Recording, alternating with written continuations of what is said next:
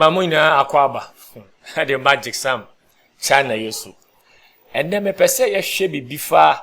paragraph. Paragraph. Ye shebi bifa align left, align right, justify, and centered. Ni asan shebi bifa bullet, and numbering. Because say yen ye besua IT no ye di ICT ni eba wa ofie. Nti ade bia ye sua bia no e be se me to me boase. Na metimi kana tiase. Na madwumadi a opese odi ade ne ekodi no etimi aboa o na me so aboa me na sa me yem yenhwe hom na de bia me kan wasem no etimi abem ewo Yesu Kristo din mo Jesu eme ma me wo no hallelujah. Now yen starting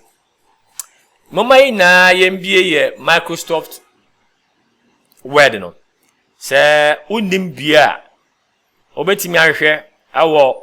Windows logo no so another type wo search bar or type Word no nti me type Microsoft Word another Word obope ebe yiniti na wemia so bokwa amame ebiema wi a na yemia ye blank document no so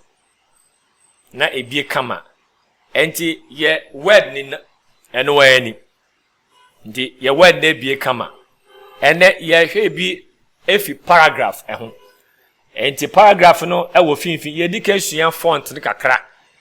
ye sua clipboard tu kakra enti ene bese ye hwe paragraph na before I betimi di ye align right ni justify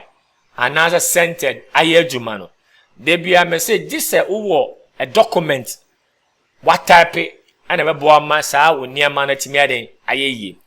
enti de bia na me ka say before betimi I type and as ye create some ye example bi no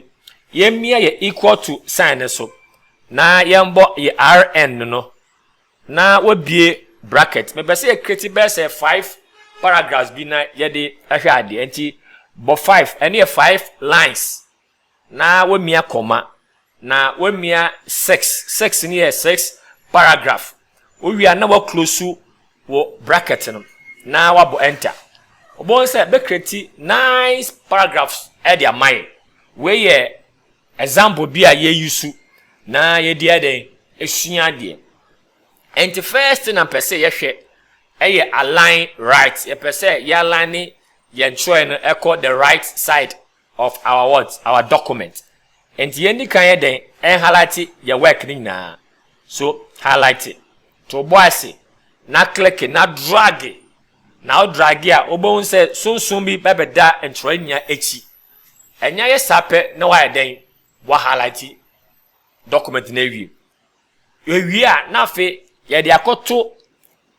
align right command no so ewo ye paragraph no enti won say me the mouse pointer na ato so gentle me twen say wan kasa so obehu na wo so do a why the same thing e de mame ye wi a ye emia so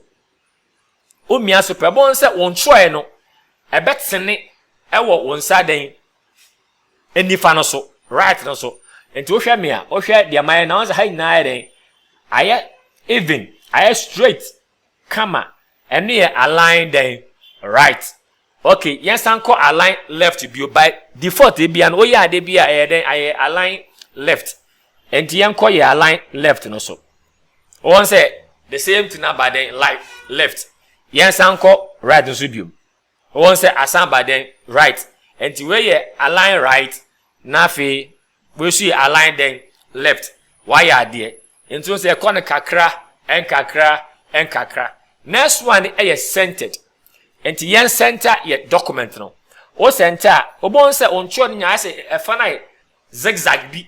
enti won say ni na be che center ba na mostly center na ye the mark heading ase why adwuma bi na wato no pese head na ewo emfinfin no eno na ye de benti bonse me wi a meye no so akrama wahwe ba so betime so de office ni aso akode sentence eso e de mai now so pese on try no both left no ene ne right no nyina ye even dia eho ene be hwe den justify the last one e da de justify tisi ana yen click ye justify no so kwane boko mia so obon say both the right and the left nya ye pepe and they say wo ye presentation bi ana say wo chro document bi ana wo chro proposal bi a pe say in fact ehun ye fe ehun ye akondo na jumadi akodi no in fact ehun abanyam dia and the justify no ebeboa on say both the left and right nya ye even amana IFM enti ewi a yembo enter na yenko fom kakra be say ye use center na ti ase ye pa enti yen type mia medino Jexam computer information computer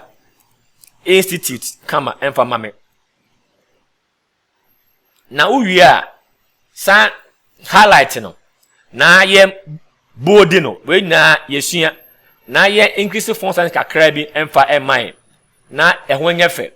yem saman analyze kakra so emfa enhye honom yemfa line bi ento ase and one say de ye di kan sua no gradually no ye me try say ye be su na ma owura ide amfi ho enti ye fe ye wie yemfa ye center no nye adwuma enti mia center no on say ama me exam no computer no institute no aba mfifi kama e de amaye enti say na ye document no eba abaye me say why ade so my ade pa enti on say what you see pa e de amame enti next say no ene ni ade a ye de bedi adwuma me kai say as ye sua bibia fa board nu kakra yesua board yesua italics kakra enti won say me mia italics no a check kakra so e de amaye enti wo ye ade a ye enne me besi ase me pese beti bebre wati ase me so mati ase enti me say o pese odi machi nko ade a subscribe mam kakra na like na click wo adoma no so na ka che unyan mu say anke same ofa same bra same e kire ye IT ni se no o kire wo yanka se efie no de yekum kasa na e kire ye ICT no na ma ya ti ase me dam ase bebre bye bye.